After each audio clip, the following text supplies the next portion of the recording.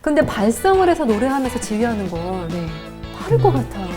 그것도 그렇고 그냥 이제 쉬운 노래, 그냥 네. 뭐 가고 네. 뭐 이런 거는 하면서 할 수 있을 것 같은데 네. 하면서 할 수 있을 것 같은데 네. 지금 잠깐만요. 지금 또 나왔습니까? 네.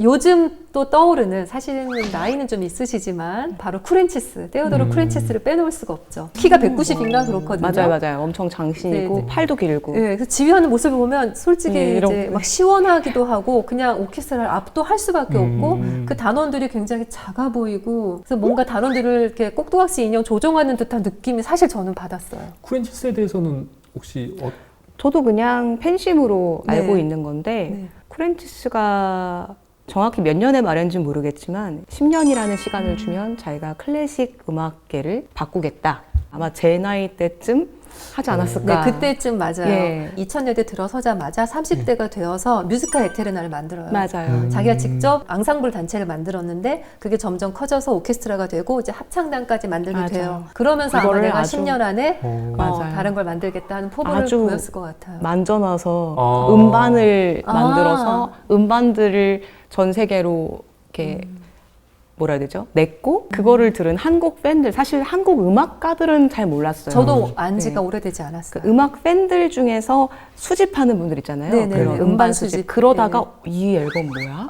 너무 와 미쳤어 대박 이러면서 어. 사람들끼리 입소문이 나기 시작한 게 쿠렌치스. 근데 저는 사실 쿠렌치스 네. 얘기가 나올 것 같아서 찾아봤는데 네. 사실 진솔 지사님이랑 행보가 좀 비슷한 부분이 없지 않아 있는데 이게 롤모델이 된 건가요? 네. 근데 이분을 생각하고 롤모델을 한 건 아닌데 네. 살다 보니까 우연히 알게 됐는데 되게 멋있다. 물론 내가 훨씬 부족하지만 이런 방향성이 있는 것 자체는 비슷할 수 있겠다. 아까 이런 마음이 지휘자님도 있었어요. 뭐 아르티제를 이제 창단해가지고 네, 네, 네. 도전적인 이제 프로젝트를 이제 진행하고 그런 것들이 네. 닮지 않았나? 이분도 제가 평소 성향이나 뭐 어떤 정치색이나 이런 걸 모르지만 완벽주의에 사람들을 아주 그냥 이렇게 쥐었짜요? 예 쥐어짜서 만들어낸 음악을 보여줘요. 제가 아직 조금 힘이 없기 때문에 그 정도로 쥐어짤 수는 없지만 쥐어짰든 어쨌든 간에 자신의 업적을 정말 거기에 보여줬고 음반을 들으면 이 사람 천재야? 작곡을 모르는 거 아니냐고 혹평을 받을 수도 있잖아요. 솔직히 말하면 첫째 든 생각이 모차르트 레퀴엠 이런 거를 했는데 맞아요. 뭐 라크리모사 이런 걸 라크리모사, 하면은 기본적으로 합창이 나오는 그 사운드랑 그 느낌이 있거든요. 네. 근데 이거를 목에 좋지 않은 것도 마치 그 크레시엔도 이 컴퓨터에서 나오듯이도 만들어보고 그래서 이거 목에 아주 좀 부담될 수 정교하게 있는데 세공된 네. 그 소리를 들려준다는 거죠. 네 이거를 해냈는데 사람들이 폭발적인 반응. 그러니까 여기까지 계산을 했구나. 그러니까 성악가들이 할 때는 싫어했을 수 있으나 음반적으로는 매력이 있게 또 받아들여지니까 나는 거기까지 가려면 멀었다. 근데 저는 이제 베르디 레퀴엠 네. DS1회 지휘하는 네. 영상이 있어요. 이제 그걸 보면은 아까 제가 이 쿠렌치스가 꼭두각시처럼 단원들을 조종하는 듯하다라고 네네네. 말씀을 그 모습이 마치 카라얀이 자기 영상물에서 군대처럼 줄 세워놓고 자기 혼자 이렇게 하는 것처럼이 사실 비슷한 결로 보였어요. 우리가 단원들을 보는 게 아니라 그저 그 사람의 완전히 몰입하게 뭔가 해요. 악기를 클릭하는 그런 느낌. 국내에서 이렇게 유명하게 된 계기가 아까 전에 음반이라고 말씀하셨잖아요. 네, 네. 이분의 공연을 지금 기다리고 있는 분도 많겠네요. 한국에 팬이 많이 생기신 거죠? 잘은 모르는데 음반이 그렇게 유명해지면서 베를린 필에서도 불러서 지휘를 하고 SBR도 지휘를 하고 네, 뭔가 맞아요. 그렇게 연결이 되는데 그렇게 되면 자기 나라에서 자기가 조직해서 음반을 만들던 약간 특이한 네. 친구에서 베를린 필에서 초청받은 지휘자가 되는 거잖아요. 그렇죠. 주류로 편입한 그렇죠. 거구나. 이게 되자마자 우리나라에서는 완전 폭발적인 반응을 했죠. 우리나라 그런 거 좋아하잖아요. 클래식 애호가들도 그 전까지 이 쿠렌치스를 좀 지지하거나 밀던 사람들이 거봐. 베를린 필 이런 데서 불러줄 그럴 애인 줄 알았어. 네. 내가 얘 코인에 넣었잖아. 이런 코인 탑승 말을 하면서. 예. 지금은 어디 계신 거예요? 지금 지금 어디 아까 그 네. 사우스 베스트 네. 절만 네. 레디오 심포니 거기에 있고 진솔 지휘자님처럼 이제 무지카 에테르나를 만들었잖아요. 쿠렌치스가 진솔 지휘자님처럼 만들었다고 제가 지금 말씀드렸네요. 근데 이분이 또 독특한 게 자기가 이제 오페라 발레 극장에 영입이 되면서 자기가 만든 에테르나를 데리고 들어가요. 합창단과 그게 오케스트라. 가능해요? 그런 능력을 발휘를 한 거죠. 그리고 데리고 들어갔기 때문에 이분이 또 좀 더 오페라랑 합창 쪽에 정말 좀 특화되어 있는 분인 것 같아요. 네, 그러니까 오페라랑 종합 합창. 예술에 좀 특화된 것 같아요. 독보적인 행보를 좀 말씀해 달라고 하셔서 제가 또 하나 말씀드리면 영화에서 주연도 맡아서 그거 몰랐어요. 네, 2019년 영화에 과학자 역할로 나왔어요. 과학자 역할이요? 네. 경계라는 게 이분 인생에 없지 않나. 우와. 그냥 생각이- 전체 예술에 대한 다 도전을 한번 네. 해보고 싶어 하시는 거구나. 근데 이제 뭔가 이분이 하는 걸 보면 빠져들게 된다고 제가 분명히 말씀드렸잖아요. 배우랑도 정말 적합한 걸 가지고 그래요? 계세요. 연기도 괜찮았어요? 영화를 못 봤습니다.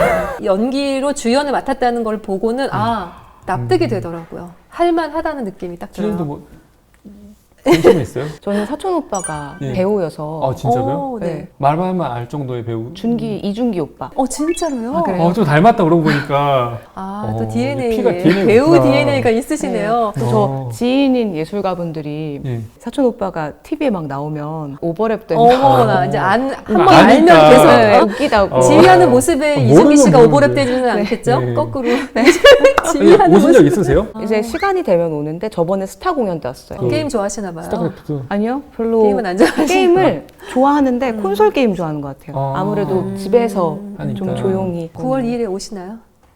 아직 얘기를 안 해봤는데. 일단 티켓 한 장 빼놓을게요. 네, 해놔주세요.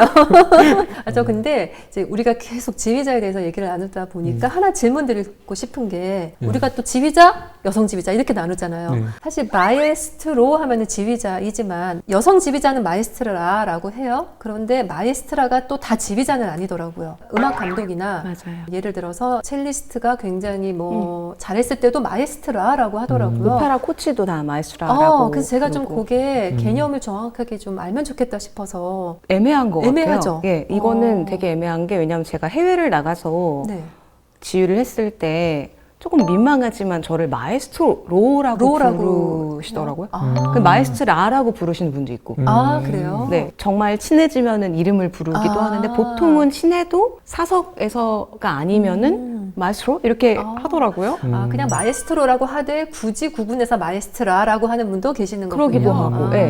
이제 그거가 좀 근데 알겠네요. 독일 같은 나라에서도 그런 것 같고. 그래요. 그래서 제가 지금 이제 쿠렌치스를 이어서 좀 더 지휘계 이단아인 마에스트라 한 분을 소개를 할게요. 이제 바바라 한니간이라는 분인데요. 캐나다의 소프라노예요. 쿠렌치스보다 한 살 누나예요. 소프라노인데 뭐 노래도 아주 대단한 현대곡, 리게티 같은 분의 작품을 아주 독특한 발성과 이런 걸 연구를 잘해서 정말 대단한 독보적인 공연을 보여줍니다. 근데 이분이 지휘도 해요. 지휘자로서도 하지만 가끔 노래하면서 지휘합니다. 플래짓 같은 회사가 음대 작곡가 졸업생들의 그 고용 창출을 돕고 있잖아요. 그런데 이 바바라 한니간 같은 경우는 고용 창출을 돕지 않는 사람이에요. 소프라노 역할은 소프라노가 하고 지휘 역할은 지휘자가 해야 되는데 그러니까요. 한니간 이분은 자기가 다 해요. 단상에 지휘자가 아예 없고 그냥 본인이 단상 위에 네, 본인이 올라가서 딱 지휘 그 포디움에 올라서 노래하면서 지휘를 합니다. 어. 그런데 저희가 노래하면서 피아노 치는 거 쉽지 않거든요. 네. 근데 발성을 해서 노래하면서 지휘하는 건 네. 다를 것 같아요. 그것도 그렇고 그냥 이제 쉬운 노래 그냥 네. 뭐 가곡 뭐 네. 이런 거는 하면서 할 수 있을 것 같은데 네. 하면서 할 수 있을 것 같은데 같은데? 지금 잠깐만요. 지금 또 나왔습니까? 근데 이제 이렇게 막 고음 엄청 나던데 아까 보니까 정말 막 소프라노로서의 아니, 그 역할을 그러면 하면서 지휘는 그게 좀 신기하네요. 다른 것 같아요. 아니 네. 합창 지휘를 하셨으니까 그래도 성악을 배우셨겠네요. 그거보다도 어머니가 성악가라 아, 어릴 때부터 집에 제자들이 너무 많이 와서 그냥 이렇게 아기 때부터 앉아서 아니, 저 또- 언니는 고음이 아직 안 나네 뭐 가정 환경, 성장 배경에 굉장히 이런 음악도 있고 그리고 사촌 오빠가 배우시고 해서 지금 보니까 여기 오늘 소개해드리는 많은 지휘계 이단아들의 많은 모습들이 진솔님의 하나로 이렇게 다 응축돼서 그냥 일반적인 지휘자님 저희가 이렇게 얘기를 다양하게 못했을 것 같아요. 진솔 지휘자님 모셔가지고 네. 정말 이게 지금 지휘 얘기하는 건지 아니면 음악 얘기하는 건지 게임 얘기하는 건지 네. 모를 정도로 정말 다양한 얘기를 했는데 그래서 사실 더 의미가 있었던 시간인 것 같고 사실 이 마지막 질문은 오히려 진솔 지휘자님을 모셔가지고 좀 질문을 할 수가 있을 것 같아요. 우리는 지금 클래식 음악을 한다고 하고 있는데 지금 클래식 음악이 다른 장르랑 많이 융합이 되고 있잖아요. 네. 그리고 융합된 게 어떻게 보면 새로운 장르로 발전하고 있는 전 초기 단계라고 생각이 들기도 하고. 지휘자님은 이제 클래식 음악을 하시는 분이라고 생각을 하고 계시는 거예요? 아니면 그냥 단순하게 모든 음악 예술을 하고 있는 분이라고 생각하는 거예요? 예전에는 나눴죠. 네. 나눴는데 이건 클래식, 이건 대중. 네. 그래서 그런 경계를 만들거나 하는 거는 내가 아니라 보는 사람에 따라 달려있다고 생각해요. 그러니까 누군가는 나를 클래식 지휘자로 보고 누군가는 내가 국악을 몇 번 하면 이 사람 국악도 잘하는 클래식 지휘자야. 융합적인 게 강해 라고 보는 분도 있을 거고 게임 음악을 좋아하는 사람은 게임 음악을 해주는 지휘자님이야 이렇게 보기도 할 텐데 네.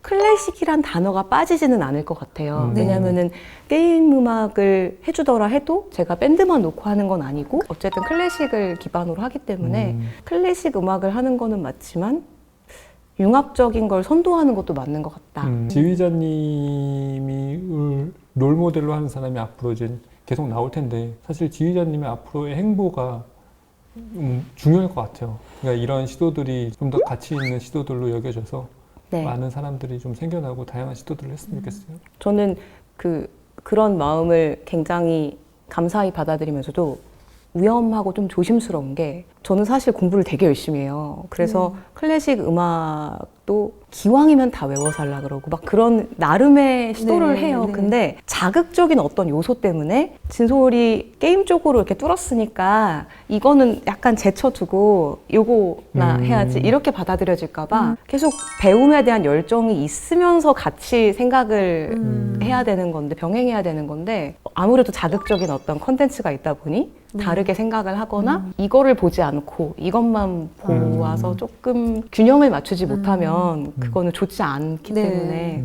그래서 그런 우려는 있습니다. 열심히 살아야죠. 열심히 공부하고.